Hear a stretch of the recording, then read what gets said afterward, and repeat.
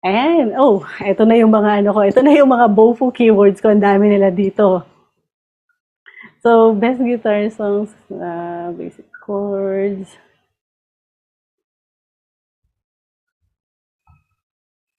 Guitar technique.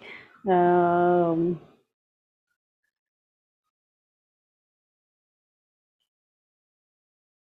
mhm. So, learning guitar for beginners, kukunin ka din to. Guitar lessons, kinda similar.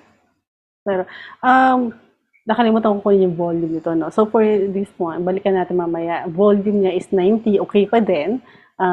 So, I think para dito, I'm willing to pay 25 pesos para sa Bofo ko. Willing ako magbayad ng 25 pesos to convert them. So, since mahal na yung ano dito, magiging mapili na ako pagdating sa keywords ko. Like ba't may piano lesson dito? Wala, hindi piano lesson. Basic tutorial ng guitar.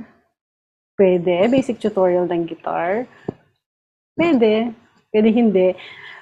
Since wala na akong mapili, anong gagawin ko? Di ba? Anong gagawin ko? Learning guitar for beginners, wala na akong mapili. Gagawin ko niyan, aalis na ako dito. Ito yung kanya, aalis na ako dito. Kasi may idea naman ako ano pa yung mga keywords, no? Ano ba yung mga keywords na gusto kong i-bid. Aalis ako dito, pupunta ako sa start with the keywords. Ako na yung maghahanap ng keywords ngayon.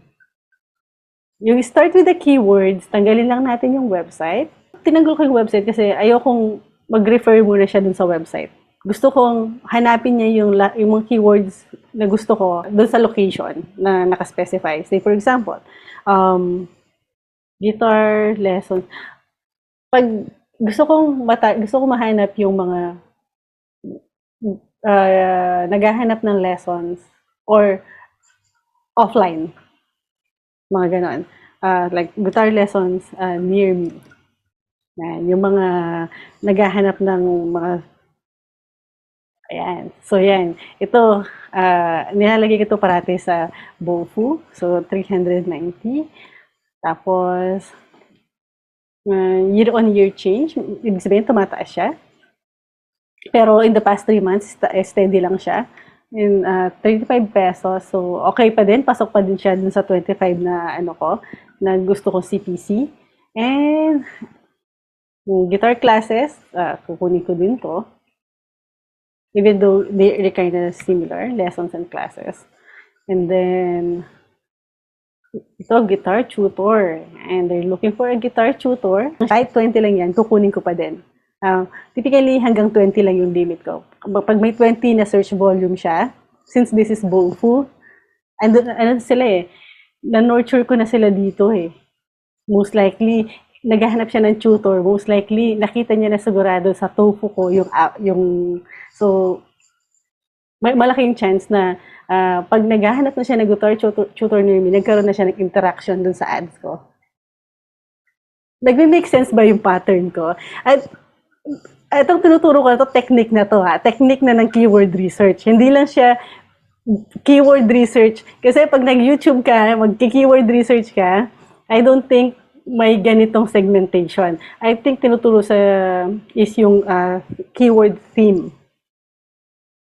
Oo nga. Yun. So, yan yung mga keywords na most likely gagamitin ko for this campaign. Pero, guitar tutor, nakuha ko na ba to? Ayan. Yan. So, basically, yan muna. Yan muna yung sa keyword research based on customer journey. And I'm not sure if na-explain ko ng maayos yung start with keywords, no? Kasi para hindi ako nag-focus sa kanya. So, next lesson natin, babalikan ko itong start with keywords. At saka gagawin natin yung keyword theme. Alright. Question, dun na din ba i-fill in yung mga blanks? Like yung CPC, volume? Yeah. Yung CPC, nga, no, hindi ko nalagay.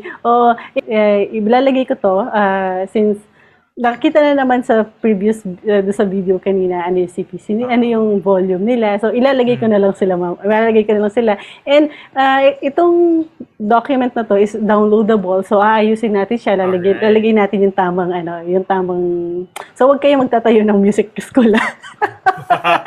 Tinuturo ko na sa inyo yung technique para dun sa specific service. So, gagawin mo na lang siya ita-translate mo lang basically yung service sa ibang industry. Tama. Okay, so I'll see you sa next lesson. Alright, see ya.